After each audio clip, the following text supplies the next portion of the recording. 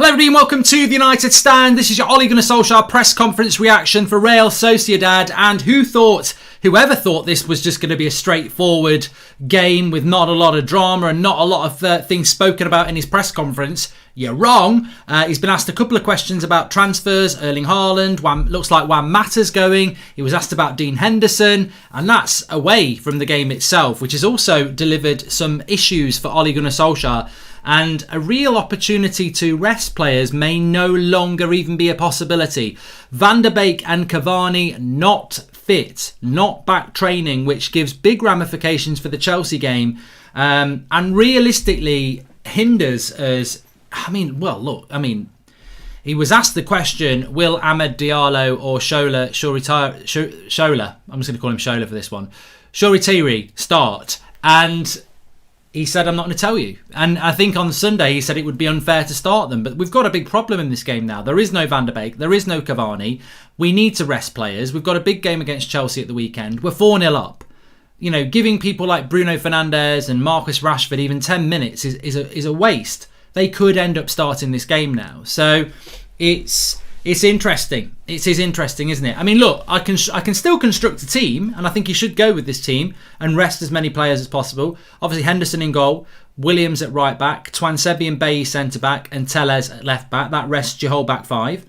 In the midfield pivot, you could play Matic, and you could play. Well, you're going to have to play Fred or McTominay, aren't you? It's not ideal, but he's going to have to play Matic and Fred, I think, and give McTominay a little bit more time.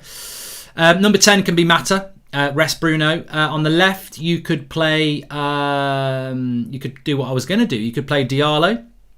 You can play Martial up front, and you could play Greenwood or James on the right wing. That way, you rest Greenwood or James, depending who doesn't play. Bruno doesn't play. Rashford doesn't play. McTominay doesn't play. Maguire doesn't play. Lindelof doesn't play. Wan-Bissaka doesn't play. Luke Shaw doesn't play, and David De Gea doesn't play. Will he do? I mean, look, I think he should do that. You're 4-0 up. Do not play Rashford and Bruno. Play Diallo and Mata. It's logical. Have them on the bench if you need them. Don't start them unless you need them. I think that's and you don't need them, do you? And you could play Amad on the right wing. And you could play. You could put Dan James on the left, or you could put Greenwood on the left. So yeah, there's a lot of things that you could do in relation to that. Definitely. I would agree with that. So yeah, definitely. But look, I do think that it's how you line up in that team that's going to be really important. So yes, I just want to see as many players rested for this game as is possible. And yeah, it's a bit of a blow that Van der Beek and Cavani are not fit. I mean, what I would say about Van der Beek and Cavani is more from Cavani is that we needed him for the Chelsea game, and you know, are we not stretching into that area now where he's missed 3 games again, like he did when he was injured a couple of months ago? I did say, as good as Cavani might be as a signing, he's injury prone. He picks up a lot of injuries, and already he's picked up 2. Mark, why not look at Rafinha from Leeds for right wing? Played with Bruno at Sporting, and I think he's a really good player. Bruno also thinks highly of him. This is chaos. And there isn't one leader in that team, which could be a problem, says Ewan Black. Yeah. But you can't, you know, there's no leaders in that team anyway. Play Maguire, play Bruno, but I think they need rest. I really do. Juan Mata's a bit of a leader as well, says Go Left. So you could do that. But yeah, I mean, look, he was asked about Amad starting and Shola starting, and he says, I'm not going to tell you. I do think Amad should start, and I think Rashford shouldn't. I do think Mata should start, and I think Bruno shouldn't. And if you need them at half time, you bring them on. But I wouldn't. Chelsea's such a big game. They played Tuesday night. We're playing Thursday night. They've got 48 hours more rest than us anyway. And they've got a bigger squad at the moment. So we need to try and have a bit of freshness for that Chelsea game, because we're going to be defending a lot in that game. So I'd rather we had as many fresh players as possible for that game. So let's see how it goes. But no Van der Beek, no Cavani. He didn't actually mention McTominay, so I presume McTominay is back, because McTominay only had a little bit of a knock, didn't he? And you could make Mata captain later, and yes, you could. So yeah, Ahmed has got a chance of starting. It's not been ruled out. Shola's got a chance of starting, not been ruled out. But Cavani and Van der Beek have. Hope you're well, Mark. Can you call me a crap centre-back, says Devon Positive Werner. There you go. Apparently you're a crap centre-back.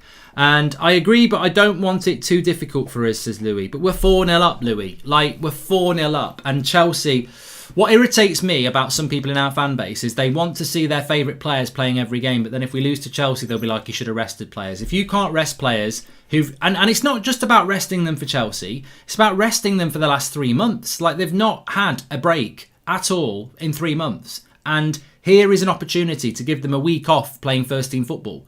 And why would you not do that? Why would you start Bruno Fernandes or Marcus Rashford in a game that you're 4-0 up in, where you could give other people a game and have them on the bench? And if the shit hits the fan and you are 3-0 down at half-time, you know you can make 5 subs and bring 5 first-teamers on. But that shouldn't happen. That shouldn't happen, and we shouldn't need to do that anyway. And Bruno does need a rest. I agree with you, Shawan. So other things he spoke about as well. Quite a few things to get through with. Dan James was in the interview as well, which I think is very interesting that Dan James sat with Ole Gunnar Solskjaer in the press conference, considering that if I'd said to you Dan James was in the press conference 2 weeks ago, you would have all said Ole out. So, fair play to Dan James. He's having a bit of a renaissance. He was asked about that. He said, look, maybe I played more when I first came to the club, but it's about reflecting and getting back to where I need to be, and I feel that I'm doing that. I'm happy to be here. I've been through difficult patches, as all players. It's about getting my head down. I've still got so much to learn, and I've got to keep working. But I think that's... And I take it away from Dan James now. I think this is a bit of the problem at United, and I think this is a bit of a problem with some fans, is that we're always hearing about more to learn. And Dan James is going to be 24 this year.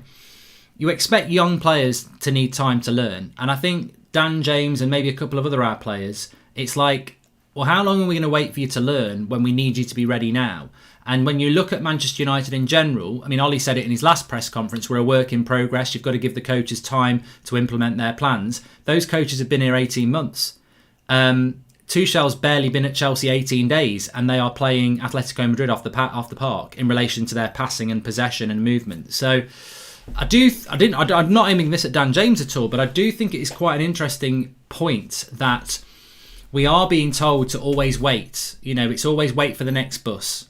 Tomorrow will be better at United, and there is an element of truth to that. And I'm not criticising it. I'm the person who says that Ollie is a work in progress, but I know it irritates some people. And I must admit, you do look at what Tuchel's done at Chelsea in a very short period of time. He wasn't at that club before. He was at PSG before Christmas. He's walked into that club with players he doesn't know, and he's got them playing like that within 3 weeks. And yet here we are 18 months later, 2 years later, in some might say, and we're still having to go to places like Chelsea at the weekend and play counter-attacking football.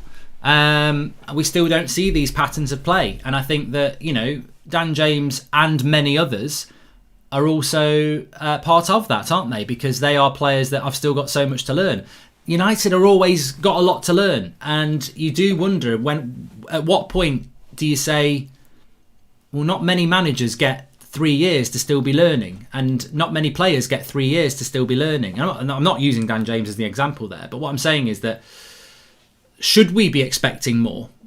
Am I naive to say that we are still a work in progress? Because I know that we are. There's no disputing the fact that Solskjaer and his coaches are work in progress. But at what point do you start saying, well, when will we be that thing? When are you going to learn?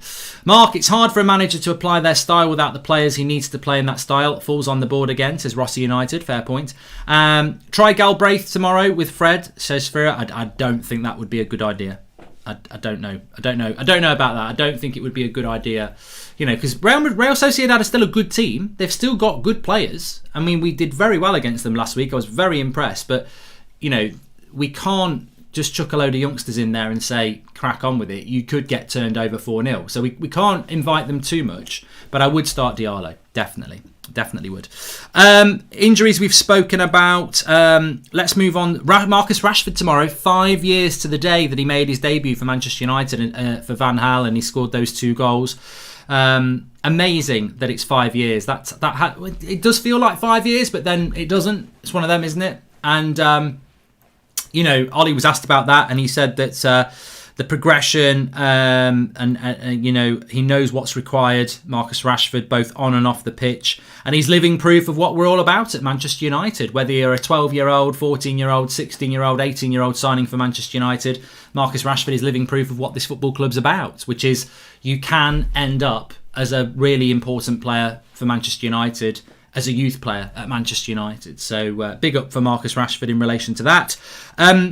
Let's move into some of the transfer talk questions. He was asked questions about Haaland and Juan Mata. But we'll start off with Dean Henderson. This seems to be a story that just will not go away at the moment.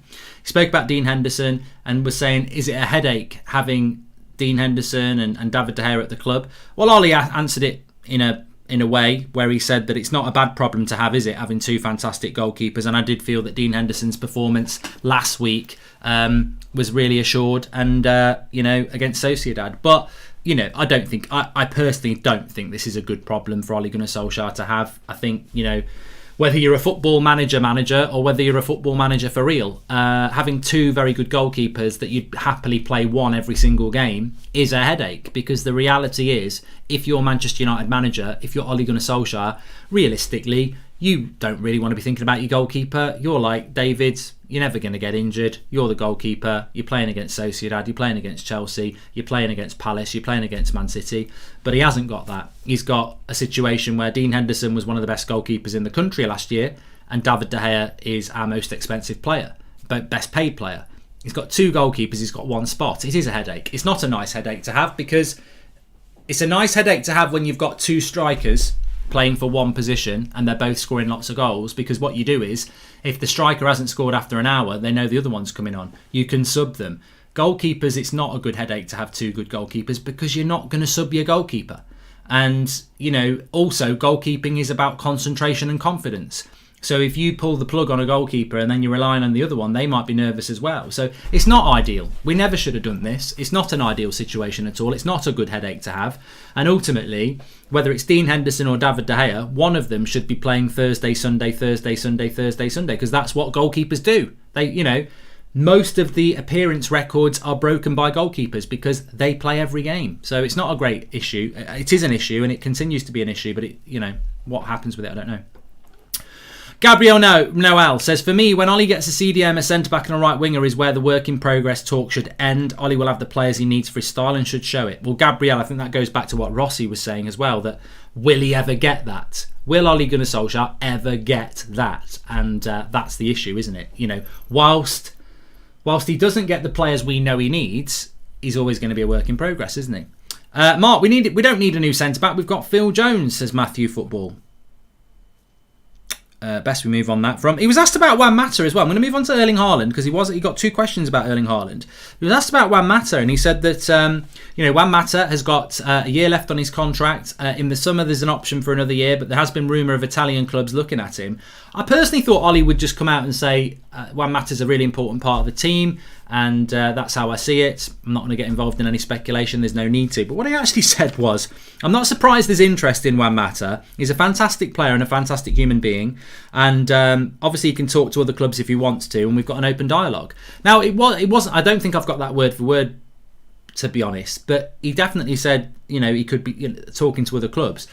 I think that, to me, just sounds very much like Juan Mata probably wants to go and play a bit of football at the end of his career, and that Ole Gunnar Solskjaer can't give him that, so that I think Juan Mata's going to go in the summer. I think it's he probably should have gone 2 years ago, really. He definitely should have gone last summer, and I think he probably is going to go this summer. There's not really much point in keeping Juan Mata at the club anymore. As things stand, who knows? He might start playing more regularly, and everyone says he's got more in the tank. But I do think that was a bit of an observation on what Ollie was saying about Juan Mata, that there's a very real chance he'll go in the summer.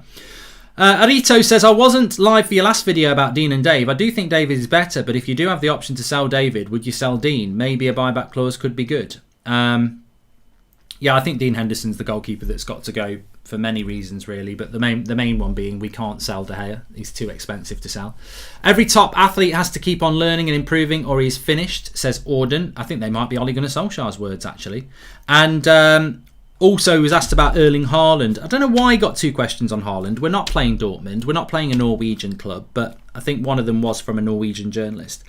Asked him about Erling Haaland, and, basically Ollie said, I'm in touch with him. It's great to see how he's doing well. He's in touch with him. He admitted that twice in this press conference that he talks to Erling Haaland. So, but he did used to training. Nothing was said about Pogba AP. But he said it's a Dortmund player and let's see what happens in the future. Then he got a follow-up question about Erling Haaland, and he said that he was asked that you tried to get Haaland a year ago, you ended up getting Bruno. Does that show that you're targeting the right players at Manchester United, and also has the ship sailed with Erling Haaland? And he said, well, look, I'm not going to answer whether the ship has sailed or not, because he's a Dortmund player and it's disrespectful. But he said, I'm sure there was a lot of clubs interested in bringing Erling Haaland in. He's a fantastic player, and that's the situation with that. I think that's an acknowledgement, which I think we all knew anyway. I think we all knew that Manchester United tried to get Haaland, even though there was a bit of a denial that they did. I think we all know that they did.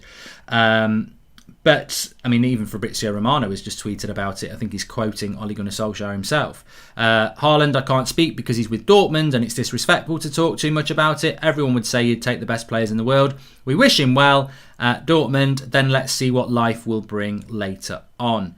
And, I think that Haaland is a player that's always going to get linked to Manchester United. Did Haaland himself not say he was really bored with it at the weekend as well? I'm sure I read, maybe I dreamt it, that Haaland himself said he was bored of being linked with Manchester United. He's always going to get linked with Manchester United because of his links to Ole Gunnar Solskjaer and Mulder. He's Norwegian, Manchester United. But I think that if Mino Raiola wasn't Erling Haaland's agent, I'd be a lot more confident that we might be able to do something. Having said that, even if Mino Raiola wasn't his agent, and he is, I still think he's so good that United could get blown out of the water by a Chelsea or a Manchester City or a PSG anyway. So I do think we waste a lot of time talking about Haaland personally. I don't see United doing this deal. And I think if they did do this deal, you wouldn't get a centre-back and a CDM either. So I just don't think I don't actually think it's the right deal for Manchester United, and I certainly don't think United are capable of pulling off a deal like that. And people will say, you're an idiot, he's the best striker in the world, and I agree with that. He is one of the best strikers in the world, but it's a bit like Jadon Sancho. Why are we going out and buying one of the best strikers in the world when we haven't got the platform behind them to give them all the chances they deserve? And as we've said with Cavani, I'm not going to use Martial because people are going in on Martial at the moment, but it was the same with Martial and it's the same with Cavani. As striker for Manchester United, you get less than 2 chances a game. That's shite. That's really bad for a top 4 club, which we are, to be providing our striker with less than 2 chances a game. That's poor. And if I was earning Haaland, I don't know how in depth players go about their transfer moves, but people say, "Oh, I wouldn't go to United because they're not winning the league." I wouldn't go to United because they don't create enough chances for me to score goals, which is what he wants to do. Hendo and buyback clause plus 50 million for Haaland or Sancho. For me, Lingard plus Matic plus 25 million for Rice is the best deal for me because we'd free up another wage, as Gabriel Noel. I don't think West Ham would take Matic though, would they? I don't think so. Mark, I know you want Ollie to succeed, but can you imagine with the talent in our team with a real tactician manager like Pep, Nagelsmann, Ancelotti, says Azrael. What talent are you talking about, Azrael? Seriously, so you think Pep Guardiola or Nagelsmann's going to win the league with that team? We're second in the league, so Nagelsmann or Pep are going to make us go to first place. No chance.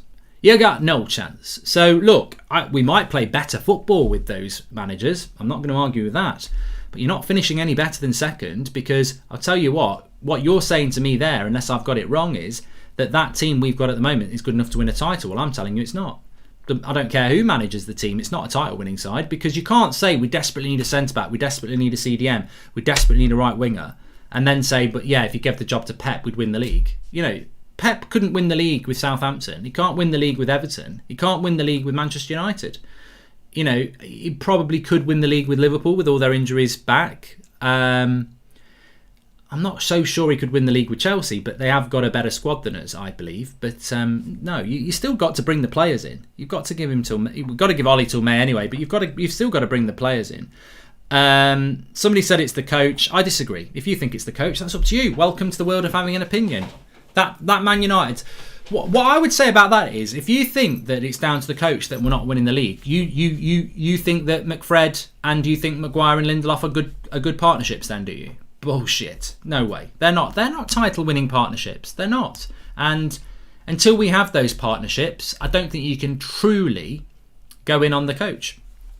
Can't we sell Dino with a buyback clause, says Salman. I think that would be a good idea. We should have done it last summer, though. What else was he asked about? He did talk about transfers, actually, and he said that the signings we've made so far have contributed and complemented the players that we've already got. And I'm very happy with the model and transfer process we go through at this football club. So that's Solskjaer basically backing the signings that they've made. Obviously, he's got Dan James next to him.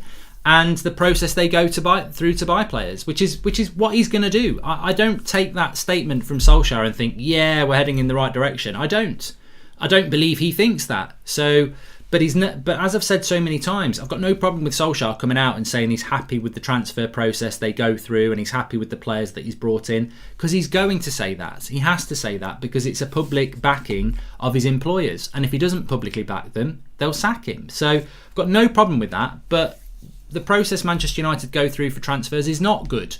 It's not competent, and we all know that. Ole Gunnar Solskjaer this season should have had a right winger and a centre back. He hasn't got them, so he now has to wait this summer for it, and he should be getting a CDM as well. He won't get all three, and next season we'll be saying we need this, we need this. It's the same old thing that happened with Mourinho. It happened with Van Gaal as well. You don't get everything you need from this board, but the manager has to come out and back that board. Did you see Ethan Laird clips? Hopeful, isn't he? Don't want to gas him up, but he could be a better backup than Brandon for Aaron Wan-Bissaka, says Sheikh. Well, look, we can assess that in the summer. We can assess that in the summer, and hopefully it is an option for Manchester United. I feel like Haaland will be like Werner. He gives off similar vibes, although they are different roles, but Haaland's goals relies a lot on proper work and good wingers, says Sung. Well, I'm glad somebody said that, because if we spent our whole transfer budget on Erling Haaland, which some people seem to want to do, how is he going to succeed at United when a lot of the goals he gets at Dortmund come from creativity? Like, he's not a player that picks the ball up and runs past 4 or 5 players and scores like Lionel Messi. He is a brilliant striker, but strikers need service, and I don't think. Well, we don't. I don't need to say I don't think. We do not provide service to our strikers, and haven't done that for probably going back before Lukaku was here. We weren't creating many chances for our strikers. Is there any more news about a director of football, says Caleb? I think, unfortunately, as I predicted last Friday night when it broke about a director of football, it was going to be bullshit. So, yeah, I don't think there's anything happening with a director of football. I'd love something to happen with a director of football, but I don't think it is. What else to talk about as well? Just on the coaching team and the COVID. Obviously, we had a couple of coaches that weren't on the bench for the Newcastle game. It's nice that this doesn't get mentioned as big as it has done over the last few years. He was asked about COVID and a potential breakout in the team. So some Man United coaches have had COVID in the last week. They're currently self-isolating. But Ollie was asked about the risk to certain players and everything, and he said, look, we've done loads of tests at the club in the last few days. They've all been negative. The players are fine. We acted in time and we acted rightly, so that sounds good, because we have got players out at the moment. We don't want people out with COVID as well, so that was good. And just on the couple of things, Dan James was asked about Bruno Fernandes. He said, look, he's brilliant on the pitch, but he's also brilliant off the pitch. He's a real character in and around the dressing room, and we talk a lot, and he's that sort of player that, we talk a lot because, he wants to know the runs I'm going to make, and time again this season you've seen him doing it for me and others, that, he gets that ball and he's pinging that ball, so you've just got to be making the runs. So interesting that yet another player, I heard Luke Shaw talking about this recently as well, yet another player talking about not only the influence of Bruno Fernandes on the pitch. A lot of people would like to see Bruno Fernandes as our captain. I don't think that's going to happen, but it's only a compliment to a player when people are saying that you want them to be a captain, isn't it? But we also are hearing about how influential he is in the dressing room as well, which I think is great, because you can be influential on the pitch, but what's going on in the dressing room, and apparently Bruno is one of the biggest influences in there as well, which is great to see. And Ollie was asked about this game tomorrow as well against Sociedad and the difference between the Premier League and La Liga. And he said that, look, football evolves, it develops tactically and physically, but the best teams in the world have got the tactics, they've got the physicality, and they've got the mentality. And I think he's right about that, because there has been this... I think it was quoted in the press conference itself that the Real Sociedad manager said that Manchester United weren't better technically than us, they were better physically. Well, Well, look, I think Spanish teams always have been very good technically. I remember, I think it was United under Sir Alex Ferguson. We dropped down into the Europa League and we had to play Atletico Bilbao, and they passed us off the park, and we were expected to win that. So Spanish clubs have always been technically good, but as I said last night watching Chelsea, the Premier League is better than the La Liga. Atletico Madrid are top of La Liga and they got passed off the park by Chelsea. That's not physicality, that's technicality. So I think that there is a bit of a myth around English football, and there always has been, that we're just physical and we've got no tactics. I think you can't survive on just physicality in the Champions League or the Europa League. I think we have got the tactics, we have got the technicality, and we have got the physicality. And at the moment, we've got the mentality as well. And that's why we won the game. So yeah, I think La Liga is very technical, but I don't think they have the mentality or the physicality or the technicality that we have in the Premier League at the moment. And that's why we're better. As a league, the Premier League is better than La Liga. Sam Dorban, thanks for the super chat there as well. And the match was boring, says Ryan Brown. Which I don't know which match you're talking about. Simon Peach has tweeted about Paul Pogba. Apparently, I didn't see anything about that. Might be true, might be not. Let's have a quick look. Paul has been outside on the grass and is starting to step up his recovery, but he's not near the team for this game, says Simon Peach, which is via Ole Gunnar Solskjaer. So Paul Pogba not back yet. And McTominay is out for tomorrow as well. So it will have to be Fred and Matic. I didn't hear him say about McTominay. So apologies about that. I said Van der Beek and Cavani were out for this game. McTominay's out as well. So it will have to be Fred and Matic. And you wonder if any of them players are going to be back for Chelsea. This is the problem we've got. If we're playing Matic and Fred against Sociedad, and we're playing Matic against Chelsea on Sunday, for God's sake, he can't play 2 games in 3 days anymore. He can't. So that is a problem that we've got. But Scooby-Doo is out. He won't be playing in that game. Look, thanks everyone for watching. Quick update on what's going on at Manchester United with Ole Gunnar Solskjaer's press conference there. I am back tonight. It's not an 8 o'clock show. It's probably going to be more like 7 or half 7. But we will be back tonight. Good topic to talk about tonight, actually. Effectively, I can tell you what it's about. It's about Manchester United having to sell to buy. Interesting story. We'll be talking about that at 7 o'clock or half 7 tonight. Make sure you subscribe. We're on that road to 1 million. Bottom right hand corner to subscribe. Resting players is essential and possible if Ollie uses his wider bench, says Steve Lebo. Just depends on whether Ollie has got the balls to do it. Prior evidence suggests not. Well, I will be very disappointed tomorrow, Steve, if we see Rashford or Bruno starting. I think that's totally unnecessary in relation to the volume of games they've played already this season. And we're 4-0 up. You don't need to start them. Braden says, thanks, Mark. Love the videos. Big up to you all. Thanks for watching. Smash a like on the video, and I'll speak to you a bit later.